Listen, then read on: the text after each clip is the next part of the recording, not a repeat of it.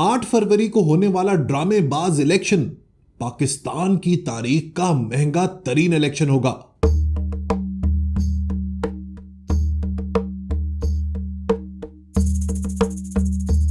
दोस्तों, William Shakespeare को कौन नहीं जानता। I still remember 6th class में मैंने उसकी बहुत ही मशहूर पोम 7 एजेस ऑफ मैन पढ़ी थी। इसकी पहली 2 लाइंस मैं कभी नहीं भुला सकता। All the world's a stage and all the men and women merely players. ये पूरी दुनिया एक स्टेज की तरह है जिसमें सब लोग, चाहे वो मर्द हो या औरत, सिर्फ अदाकार है। 8 फरवरी को पाकिस्तान में ऐसा ही एक स्टेज सजेगा जिसमें अदाकार होंगे सियासतदान और स्टेज पर नाचेगी अवाम। अवाम को नचाने वाले और सियासतदानों को अदाकारी सिखाने वाले कौन है, इसका जवाब मैं वीडियो के आखिर में दूंगा। फिलहाल तो दोस्तों, आप ये बात जहन में बिठा लें कि 8 फरवरी को तारीखी ड्रामेबाजी होने वाली है। लेकिन आज इलेक्शन के हवाले से मैंने एक ऐसा स्टैट पढ़ा जिसने वाकई मेरे होश उड़ा दिए और मेरे ऊपर लाजिम हो गया कि ये बात मैं आपके साथ जरूर शेयर करूं। देखिए, इस इलेक्शन नुमा तारीखी ड्रामेबाजी को पाए तकमील तक पहुंचाने के लिए हमारे मुल्क की दौलत पर, जो आपकी और मेरी है, तारीखी डाका डाला जा रहा है।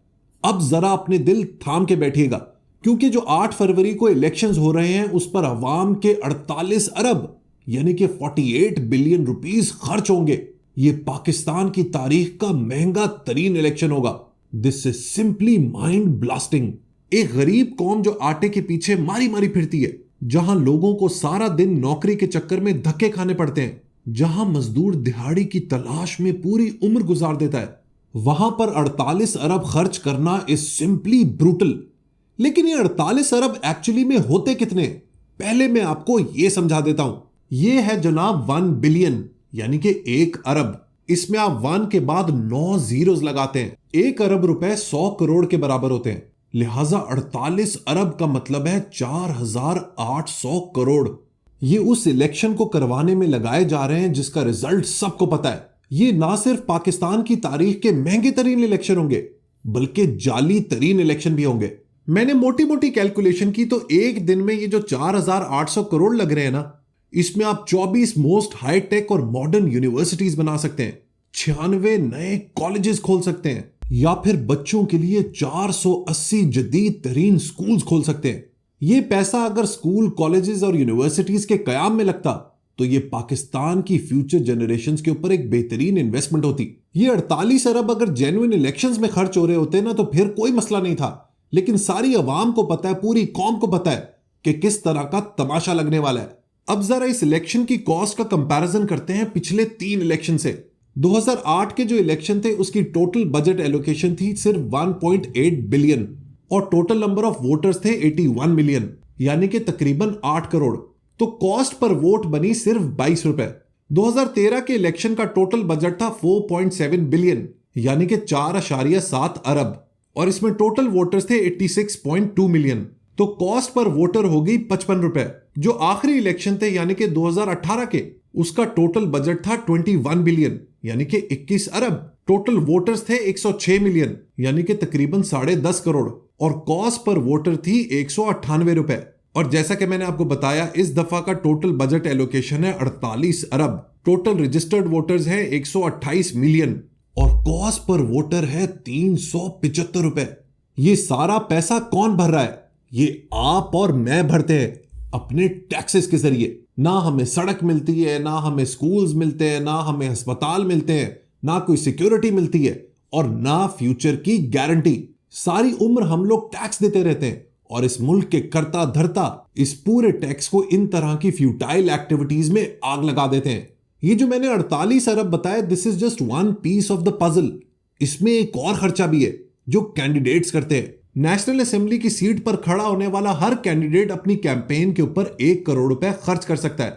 इस दफा नेशनल असेंबली की सीट्स पर 6449 कैंडिडेट्स कंटेस्ट कर रहे हैं। सो अगर हम एज्यूम करें कि ये सब कैंडिडेट्स अपनी कैंपेन पर 1 करोड़ रुपए खर्च करेंगे तो ये फर्दर स्पेंड बनता है 64.5 बिलियन का यानी कि 64.5 अरब। इसी तरह प्रोविंशियल असेंबली के जो कैंडिडेट्स हैं वो ऑन एवरेज अपनी कैंपेन के ऊपर 40 लाख रुपए लगा सकते हैं। और इस दफा ईसीपी ने प्रोविंशियल असेंबलीज के 12,262 कैंडिडेट्स के नॉमिनेशन पेपर्स एक्सेप्ट किए हैं। इसका भी अगर आप टोटल करें तो ये 65 अरब रुपए बनते हैं। सो अगर मैं नेशनल और प्रोविंशियल असेंबली के कैंडिडेट्स को मिला लूं तो इनका टोटल खर्चा बनता है तकरीबन 130 अरब रुपए। सो अगर हम लोग सिर्फ मोटा मोटा हिसाब लगाएं तो ये पूरा इलेक्शन हो रहा है तकरीबन 178 अरब रुपए में। अब आप मुझे बताएं कि क्या पाकिस्तान इस वक्त इस तरह का खर्चा अफोर्ड कर सकता है? यस, हमें डेमोक्रेसी चाहिए, यस हमें जमहूरियत चाहिए, यस हमें पॉलिसीज का तसलसल चाहिए, यस हमें इकोनॉमी में कंसिस्टेंसी चाहिए, स्टेबिलिटी चाहिए, लेकिन ऑन व्हाट ग्राउंड्स? इस साल इंडिया में इलेक्शन होंगे, बांग्लादेश में ऑलरेडी इलेक्शन हो चुके हैं, यूएस में इलेक्शन होंगे, रशिया में इलेक्शन होंगे, ईरान में होंगे, मेक्सिको में होंगे, साउथ कोरिया में होंगे। बांग्लादेश को निकाल के all of the elections will be free and fair, I can guarantee you. लेकिन इस दफा जो पाकिस्तान में होने जा रहा है उसकी पूरी दुनिया में मिसाल नहीं मिलती। दुख मुझे दोस्तों इस बात का है कि ये जो 178 अरब रुपए हम लोग लगाएंगे ना, इसके बाद भी मुल्क में कुछ नहीं बदलने वाला। All of the things will remain the same. उसकी वजह यह है कि पाकिस्तान में जो पावर स्ट्रक्चर है वो डिसबैलेंस्ड है। सारी पावर है मिलिट्री के पास, और जब तक मिलिट्री अपनी पावर गिव अप नहीं करेगी ना, nothing will ever change. Military को यह रियलाइज करना पड़ेगा कि फौज की जो जगह है वो बैरक्स में है, not in the politics. India में देखें, किसी मिलिट्री जनरल की जरूरत नहीं है कि डेमोक्रेसी को ड्राइव कर सके। वहां पे सिविलियन सुप्रीमेसी है, और जमहूर को यह बात पता है कि उनके राइट्स प्रोटेक्टेड है। यहां पर हर तरह की हुकूमत के पीछे, तो चाहे वो इमरान खान हो, नवाज शरीफ हो या जरदारी हो, उनके पीछे फौज की बैकिंग होती है। और जब इन लीडर्स की मिलिट्री जनरल से किसी भी बात पर डिसएग्रीमेंट होता है, then they are toppled and a new government is brought into the power. इसको दोस्तों कहते हैं हाइब्रिड रिजीम, जिसमें अवाम को दिखाने के लिए चेहरे कुछ और, लेकिन पीछे पावर किसी और के पास होती है, जो कठपुतलियों की तरह इन सियासतदानों को चलाते हैं।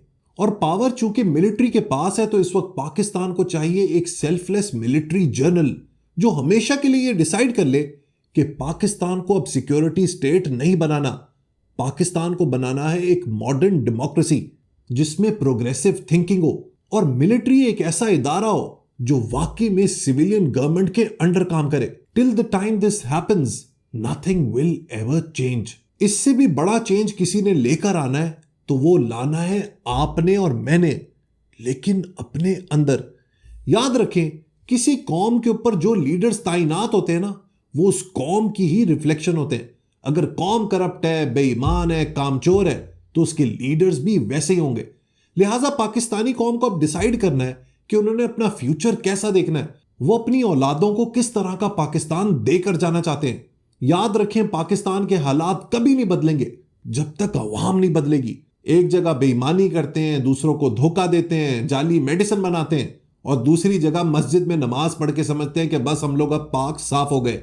हमारी एक अपनी फूल्स पैराडाइस है जिसमें हम ही हैं, हम ही इस दुनिया के बादशाह हैं, हम ही बख्शी हुई कौम है, हम ही जन्नती हैं, और बाकी सारी दुनिया काफिर है। इस तरह का एटीट्यूड कभी भी किसी कौम को ऊपर नहीं लेके जा सकता। Remember my dear book buddies के पाकिस्तान के इस वक्त जो हालात है ना, we need to actually retool, rewire, rethink and reboot as a nation.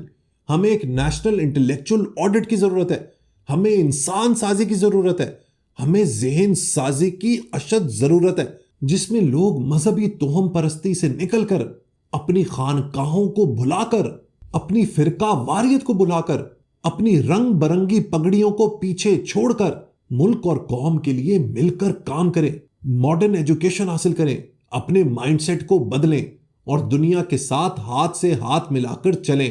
Pakistan और इंडिया दोनों साथ आजाद हुए थे। आज इंडिया को देखें, they have sky rocketed. 600 Arab dollar से ज्यादा फॉरेन एक्सचेंज रिजर्व्स हैं। लेकिन इंडिया में एक वक्त था इन द ईयर 1991 जब उस पूरे मुल्क के पास सिर्फ 3 हफ्ते के इंपोर्ट के पैसे थे।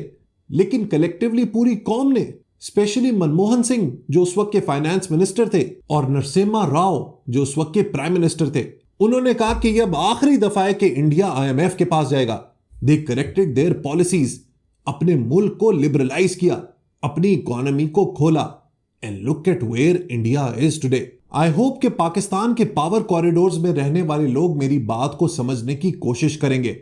अदरवाइज ना कुछ बदला था और ना कुछ बदलेगा। आखिर में पाकिस्तानी कौम को थोड़ी उम्मीद देने के लिए इकबाल साहब का एक ऐसा शेर जो मुझे हमेशा मोटिवेटेड रखता है। उठ के अब बज़्मे जहां का और ही अंदाज है, उठ के अब बज़्मे जहां का और ही अंदाज है, मशरिक को मगरिब में तेरे दौर का आगाज है।